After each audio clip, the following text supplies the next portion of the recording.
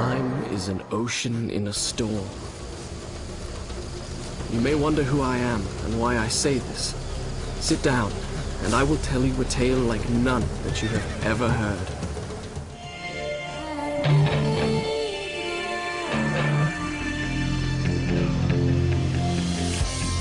The Prince of Persia was really born as a 40-pixel high silhouette. You know, he was running and jumping and dodging traps before I knew what his name was or what his story was. The Montreal studio with the core team and I, we began to work on a very first mock-up of what we thought the game could be. And when actually Jordan was here and when he was watching what we had, the whole team, 7 core members and I, were watching himself watching the mock-up, and he was so flabbergasted. I saw the enthusiasm and excitement and the new ideas that they had. I was convinced that they were really going to do something good, and I also knew that this was a project that I wanted to be a part of.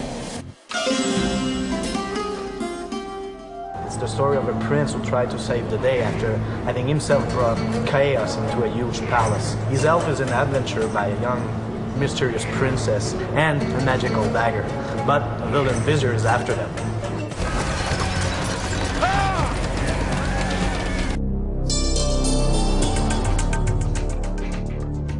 Most people remember 2 points about the original Prince of Persia games: the prince as a human character and the fight game.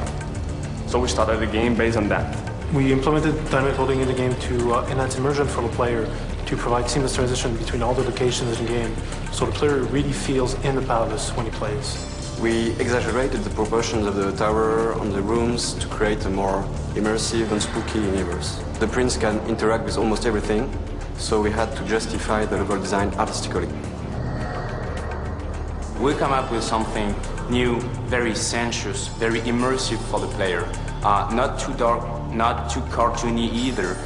Something that feels realistic, but still is, I think the word is plausible.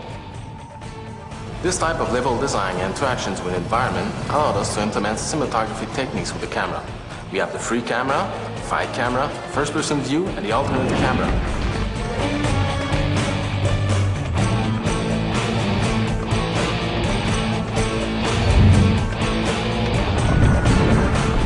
The sense of time is the main evil entity in the game that transforms the human into sand creature.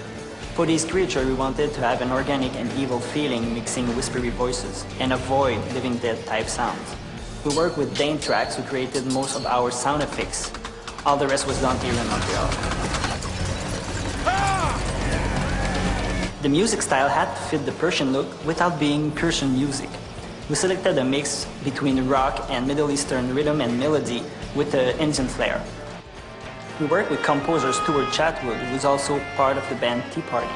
He used different instruments like an Indian tabla ensemble, some vocalists, and some string to create the diverse music we can find in the game.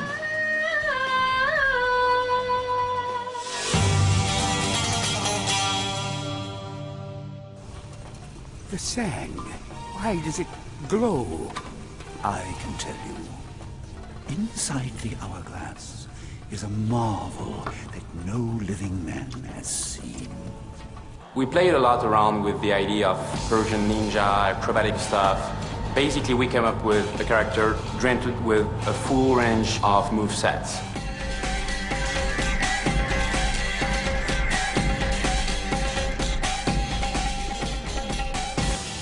In animating, we use different principles, but the 2 most important were like strong posing to vehiculate like clearly what the character is doing, and also follow through, which is the way the animation ends and the way we stagger the end of the movement through the different part of the body.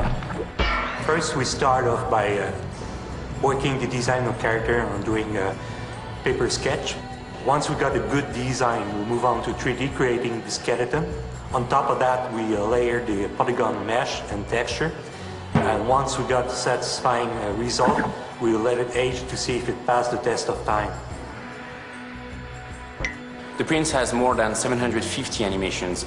He doesn't have 750 moves, but here we're talking about all this little transitions animation that makes the Prince switching from a behavior to another very smoothly.